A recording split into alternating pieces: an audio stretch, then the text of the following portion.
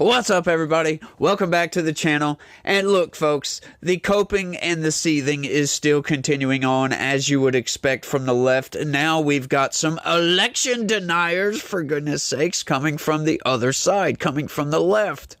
Oh, what is up? Why are these machines hooked up to the internet? Blah, blah, blah, blah, blah, blah, blah. It's getting crazy out there, folks. Sounds like 2020, except inverted, if you know what I mean.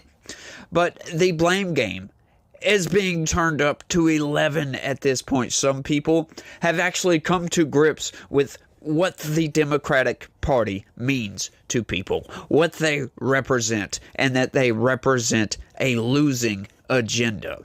That some people have come to terms with that you go woke, you go broke, and that's it. That's pretty much it. And some people can't come to terms with that. They're blaming it on everything, folks. And I don't know if you guys know about Alan Lichtman. He's actually an historian, but he dips into politics. He's got this thing called the 13 Keys to the White House. It's an election. It's a presidential election prediction. I guess you could call it algorithm, or it's pretty much 13 questions. And he got it wrong. And he's only been wrong once since he started this thing back in, I think, the 90s. He got it wrong in, was it 2000 or 2004 or something like that. Whatever year that was, I always get that year mixed up. Maybe I should go research this before I start blabbing my mouth about it. Let me know down in the comments section. No, of course I should. I think it was 2004. When we had that big old spiel and pretty much the Supreme Court decided who the president was that year. Yeah, he got it wrong that year, and that was it. He predicted Trump in 2016, and you get it. He's pretty much been right ever since, and he got it absolutely wrong. But that is, I have an explanation for that, but let's hear his explanation for that. Always good to be with you, and I do have a pretty deep explanation. Oh, I want to hear it. So I just want to say off the top, you're a friend of mine, and I don't like people coming after you, especially after the fact. It's like, one side was mad at you when you made the prediction. Now the people are mad at you after the prediction. I'm sorry, but, I guess these days, perversely, it's a sign that you're relevant, Professor. I guess you can sell it to yourself that way, but boy, do people suck. What did you figure out about the analysis of the race? Yes, as I said, things could go wrong. There could be unprecedented events that change the pattern of 160 years of history. That's what happened here. Two things. Number one, disinformation. We've always had disinformation, but disinformation has exploded to an unprecedented degree. You talked about a grievance election, but a lot of that grievance was driven by disinformation. Starts with Fox News and conservative media, conservative podcasters with tens of millions of views. Okay, so I'm going to stop him right there, right off the top, because I can break this down without debunking anything outright, like scientifically, if you will. I can just slap some logic onto this thing and break this down for you guys right quick. Now, check this out. He says, okay, so it was misinformation. Okay, so there's mis and disinformation all over the place. People are being lied to, right? Well, we know the corporate press lies a lot. Of course, other people lie as well. Like it's going out of business, for crying out loud. You go onto X and you find all kind of lies. You find all kind of mis and disinformation. Now, this hinges upon people being dumb enough to believe mis and disinformation, but it goes into Fox News mis and disinformation. Okay, so what stories have come out that have been debunked, that have come out because we know CNN and ABC, NBC, all these places, if Fox came out with some mis and disinformation, they actually lied about some stuff, right? That would be called out, most definitely, because every time any of these places lies, it gets called out, for the most part, or at least from my end, they do. Now, I'm not saying that Fox News didn't put out any mis or disinformation, but once again, like I said, we can break this down without actually debunking the mis and disinformation. Okay, so he's talking about conservative Fox News. Who watches Fox News, by the way? Mostly conservatives, Trump voters. Okay, so what is he trying to get out here? Kamala Harris lost because Trump voters voted for Trump? because of misinformation they got from Fox News? Huh, that's interesting. It seems kind of odd to me, but let's hear the explanation go a little bit further. But we've seen something brand new this time. The 300 billionaire Elon Musk putting his thumb on the scales through his control of X, formerly Twitter. It's been reported that his misinformation has had billions, literally billions of views. And this has spread to every aspect of this election. There's misinformation about everything about the economy, inflation, jobs, unemployment, the stock market, growth. There is vast disinformation about undocumented immigrants, that they're supposedly killers who are out to get you. Okay, so he says Elon Musk. All of a sudden now Elon Musk is a news source, for crying out loud. Now, we saw stories. Let's break this down. Okay, so you got the economy, right? Now, we know the economy, technically, by all the numbers, is pretty strong. I've said that outright before. The economy seems strong. However, inflation rose up to 9%, then slowly ticked back down. Wages haven't come up. That's where the mis and disinformation is. But it's not coming from Elon Musk. That's coming from you. You know that your wages haven't come up nearly as much as inflation did, right? Currently, we're sitting at grocery prices for everything on average, in aggregate, if you will, is 30% higher than they were 3 years ago. That's absurd. Okay, so we know that our wages haven't come up 30%. Where's the mis and disinformation in that? There is none.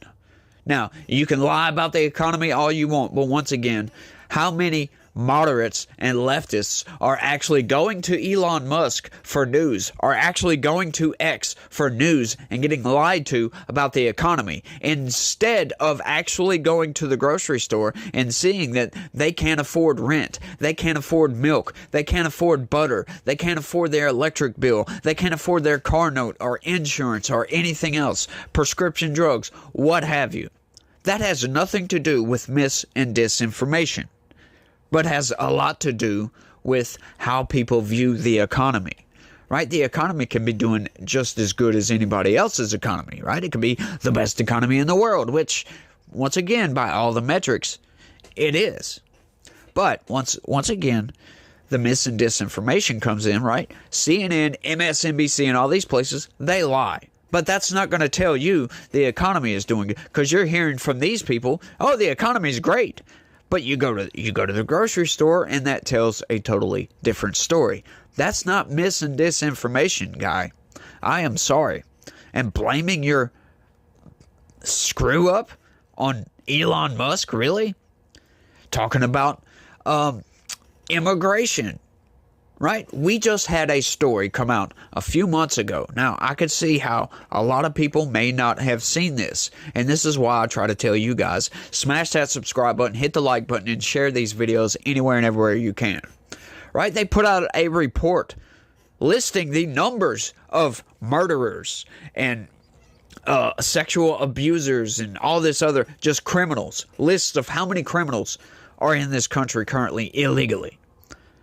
That's damaging, right?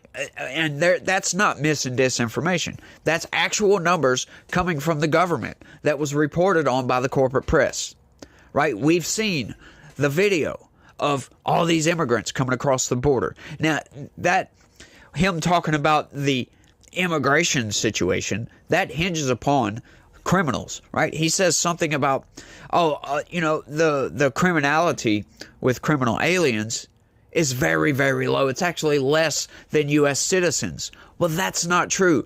Everybody that comes across that southern border has broken the law. But that's what the problem is. All the people coming across the southern border, right? You could say that, sure, a very small minority of people coming across that southern border are actually coming in here and committing crimes. But you know what? That the American people look at, like Laken Riley, that was a 100% preventable by the administration, the current administration, that was represented by Kamala Harris. That speaks deeply to the American people, right? 46% of Latinos voted for Donald Trump. The quote-unquote fascist. That's not mis and disinformation, buddy, because not all of those people watch Fox News and get lied to by Fox News. I'm sorry. But let's keep going before I rant on about this, because I sure could.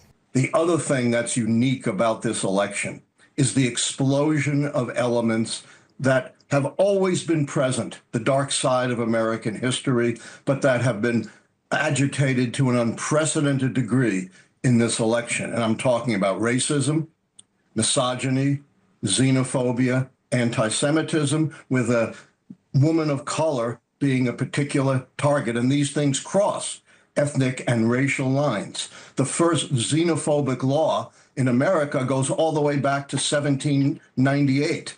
And there it is, folks. Oh, my racism. Racism played a big part. Well, then how the hell, Mr. Alan Lichtman, do you explain a large percentage of the black population, a large percentage of the Latino population voting for Donald Trump? Women voting for Donald Trump in mass numbers. You go look at a map. As a matter of fact, I'll go ahead and download one, screenshot it, and throw it right here. I don't currently have it. A map of the shift to the right in this country per the election. It's almost the entire thing is red. That means a shift across the entire country towards Donald Trump. Hang on. So you mean to tell me that black people are racist against what? Wait, huh? And they're voting for Donald Trump? That makes absolutely no sense, my guy. And once again, with the misogyny, do you realize a lot of people voted for Kamala Harris? And oh, guess what, y'all? Hillary Clinton won the popular vote in 2016. No, I'm sorry. You can't go blaming it on just some incoherent, garbled nonsense, right? Like something that you can't put your finger on. You can't get a statistic on misogyny, for crying out loud. Like, you know how hard that would be? And how honest is that going to be to begin with? You go and just poll a bunch of people. You think they're going to tell you they're misogynistic? Of course not. You think they're going to tell you, oh yeah, I voted because of my racism. No, that's absurd, dude. Like, really, you got it wrong. Come to grips with that, my guy. You got it wrong because your head is up your ass. That's why you got it wrong. When you go look at his keys, half of the keys were wrong. Now I think five of them were absolutely wrong. When we discussing the economy, he got that wrong because people, yeah, sure, we were not technically in a recession, which is one of the metrics. But people viewed the economy as bad, as going in the wrong direction because of the inflation.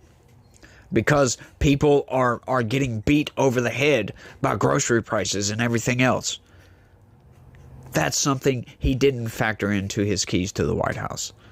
There was another one in there about not having any social unrest across the country. Hang on, dude. Did you forget about the pro-Palestinian protests all across college campuses this entire summer? Did you forget about that? I guess he did, because according to him, there was no social unrest. At a time when we're so hyper-divided, I'm not even going to mention that story here. I'm sorry, but we're hyper-divided right now. Or at least we thought we were hyper-divided. Come to find out, there's a lot more people on the Trump side than there is not on the Trump side currently. People voted, like I saw that article, I talked about it yesterday. People voted for AOC and Donald Trump. That's crazy, y'all. That is outright crazy. How can you predict that? You can't predict that. I'm sorry. And that's just, I don't know. I find this guy just to be just like, these people just can't seem to self-reflect. How about doing a little bit of self-accountability there to say, hey, look, you got it wrong. Because you, as a matter of fact, were buying into the mis and disinformation. You didn't see that, hey, the economy per the numbers looks okay, but average everyday Americans are struggling. All right, we're not in a recession. Maybe you need to update your antiquated keys to the White House bed a little bit better. Maybe you got something wrong. Maybe you didn't have all the information. You ever thought about that? Of course, we're constantly battling mis and disinformation, folks. Constantly battling that. And that's what I'm trying to hear to correct a lot of that mis and disinformation. That's what I'm trying to do. I know it's not all that easy, and I get stuff wrong too, of course, y'all. But I think I've kind of cleaned this video up pretty good, if you will. Put a nice little bow on top of it. But I want y'all to let me know what y'all think about all this down in the comment section. Did you pay attention to Alan Lichtman's keys to the White House, and did you agree with them? And does it need to be updated? Let me know down in the comments. Y'all don't forget to smash that like button. Subscribe if you're not. And share this video anywhere and everywhere you can. And that's all I got for this one, y'all. I want to thank everybody for watching. And y'all try to have a good one. Stay legitical. Peace.